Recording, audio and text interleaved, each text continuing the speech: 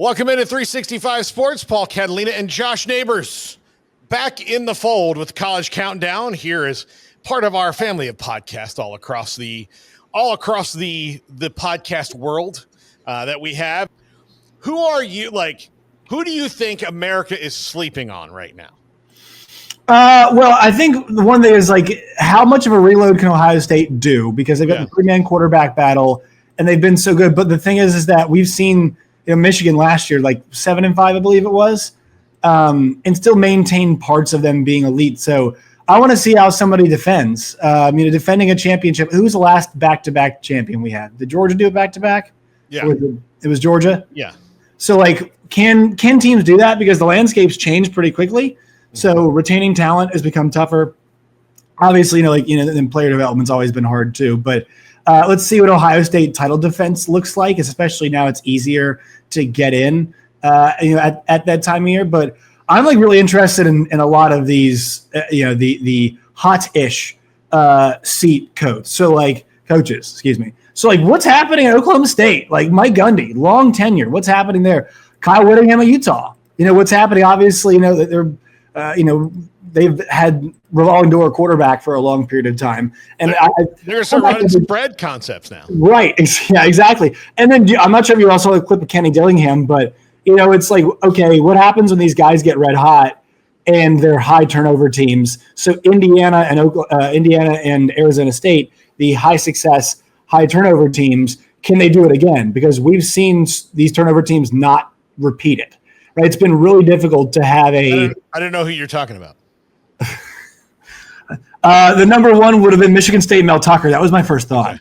Oh, mine would have been a 2-10 team of the ACC. Oh, unfortunately, that's right. Yes, that is at FSU football, right? Yeah, no, I remember reading. It's funny. Have you ever read things about and you read the sites that cover them, and not all of them are propaganda, but because the season went well beforehand, whether it's your favorite baseball team, your favorite, all these different things, right? Whatever it is, you read and you're oh, okay. But then you start, you look at the roster and, you go for FSU in particular, it was Keon Coleman, Jordan Travis, Trey Benson, Jaheim Bell, Johnny Wilson, all these guys are gone. That's the whole, that is the whole of their production on offense. But literally, outside of Lawrence Tarfili, who was the backup running back, that's everybody who scored a touchdown for you essentially last year is gone. So you've got 6 touchdowns coming back out of 100, right? That they scored in this great year. So are you going to make up for those 94 touchdowns just like that? And that happens in pro sports more. And I think that's what we have to start looking at college football And Ohio State, while they still have some good players, they're going to have a first-year starter at quarterback, likely Julian Sand, but they're having a competition. But it's likely going to be Julian Sand, right? He was the number one quarterback in the country last year. If he doesn't win the job, he's probably hurt. They still have Jeremiah Smith, but look, they lost all of their touchdowns from the running backs. Yeah, they have C.J. Donaldson and others, but that's 2 really good, productive running backs that are gone. You have a bunch of you have not only that with Ohio State, you have 2 new coordinators, one of whom should not work for anybody but Bill Belichick, because when he doesn't, he's not successful. That's all of his coordinators, isn't it? It's everybody. Most of them, yeah. Most of them, yeah. So so you shouldn't do that. So now here we go again. They're doing this now. Do I think they're going to be 7-5? Do I think they're going to plummet to 2-10? No, their coach is too good. Their program is too good. But if you told me that they went 9-3 and lost the 3 toughest games on their schedule because those 3 teams are deeper and better and have coaching staffs that are all intact, then I would say, yes, they lost Jim Knowles, who's the guy who built their defense back, right? Their defense was abysmal under Ryan Day at first. Then they hired Jim Knowles, and all of a sudden they're the best in the country. Well, he took a trip over to State College, and that's where he is now. Right? Fired up to see that. That's going to be cool.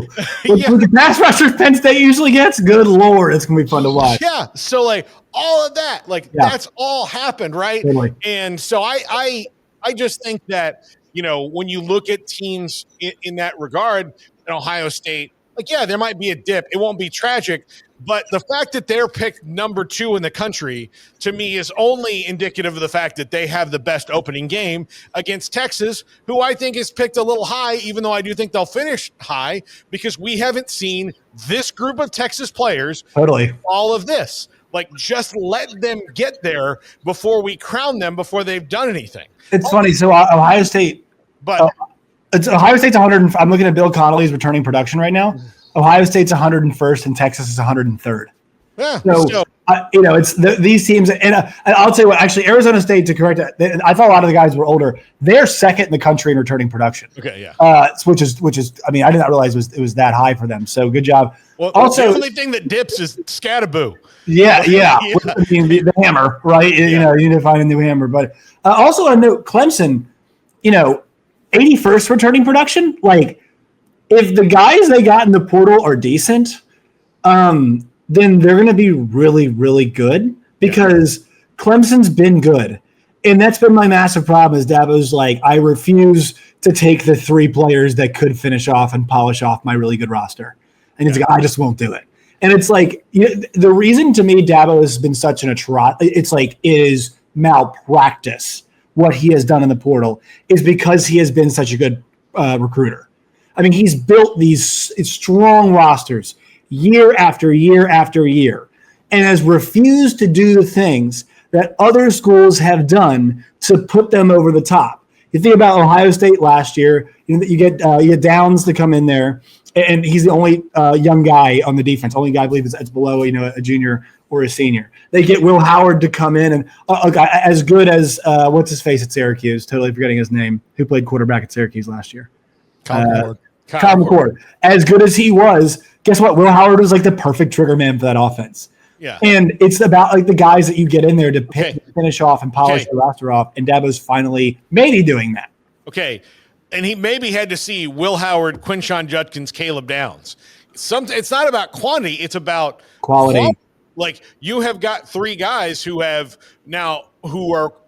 stars, like in their own regard. Like Will Howard may be the furthest off from star in that, but he's won a conference title. Played like one last year, man. Yeah, I know. So like, you maybe have said like, okay, well, a star, he was really good. Like, look, they're the only team that beat TCU in the record. Like, all that, this epic game. He's played in big moments over and over again to varying levels of success. Give him the weapons and see what happens, because what Ohio State had is better than anything he ever had at Kansas State. No offense to any of those guys. It's a different level of buy-in financially at Ohio State. Kansas State has, especially with no salary cap like they're supposedly going to have now.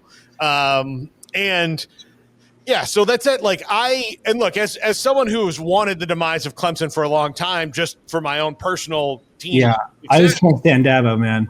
But even still, it's just like, why are you not like? It's not that hard. Like you're probably the best overall recruiter as a head coach in the country when it comes to high school talent.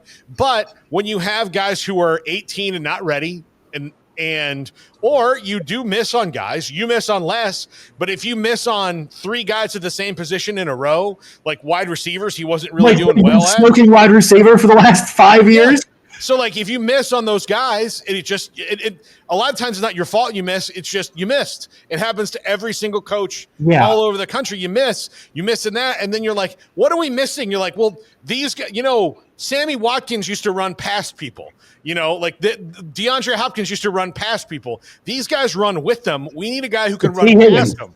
Yeah. So why did FSU beat them for the only time in the last 8 years? They had nobody to catch a football. They couldn't catch anything. Yeah.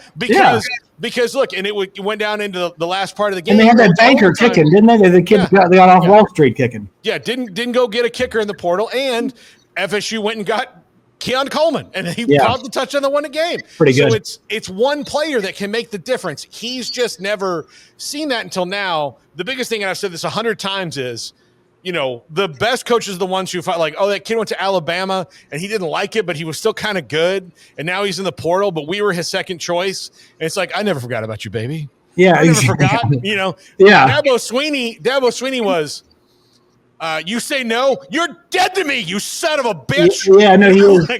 He was like such a, for a guy who's which is surprising because he is a snake oil salesman. So, I mean, like, he could really do the, you thought I forgot about you, baby thing. He can do it pretty well. And if I'm a Clemson fan and you're really good this year, I'd be actually maybe more upset because you've been neglecting to polish off your roster for the last 5 years. Yeah, exactly. Which is like, what the hell have we been doing? Because from Spartanburg called. You couldn't have paid Tenero McMillan $5 million to come play with you last year. You couldn't have done it. Seriously, you just didn't have the means to do it. No, you did, but you decided not to. So they got a good chance to. And also, okay, I'll ask you. Flip this back to you, Paul. Texas Tech is 4th in returning production. Is that a good thing?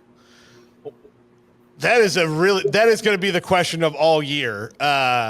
So they're number 1 in defensive returning production. Yeah. Which, like, what does that mean? What does that mean at Texas Tech?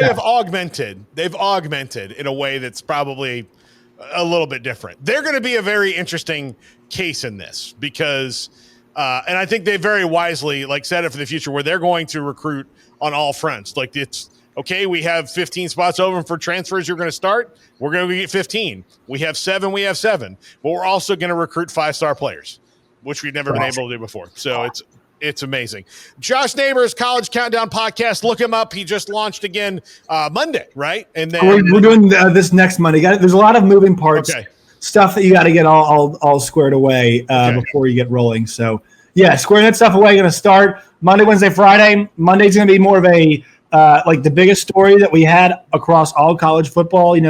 Via not game breakdown, but just hey, what's the big narrative? My buddy Jack Allen, Channel 7 here in Little Rock's going to come on. Some big picture stuff we're going to do, and he's gonna be able to float some stuff out. They're going to be a lot of fun. And then Friday, we've been talking about a big previews type stuff. Hey, what's on the line? What's at stake? Why does it matter? All of those things. I love the big picture stuff, Paul. That's me. I like the big picture conversations. It makes it fun. You can ask Jack Allen if he left Waco because it was a better job, or that's right. You guys welcome Jack Allen. Yep. Yes. Yeah. You all know him very well. You can ask Jack Allen that, or if the rumors that Garrett told me is true, is that he owed money to the Sharks. So that's more likely. Well, more likely. He's Church of Christ. That man has so many vices. He seems very milquetoast sometimes, but I'm telling you, that's just the outer layer. You get underneath. You get that dude in the dice game. You get that kid in a dice game. I'll tell you all, no BS. He's the hardest working person I've ever met. Yes, he is. He is the hardest work. Never met anybody who works harder than that guy. So shout out to Jack. Hey, every Wednesday he'll be on. Yeah, his station promotes him to program director and then says, "You're the only sports guy." Wait, what? There's not. No. And can I have a news photog every now and again? Nah. If he went to bed at 2 a.m. and got up in the lottery. He went to bed at 5 a.m. or 2 a.m. and got up at 5 a.m. for me twice this week.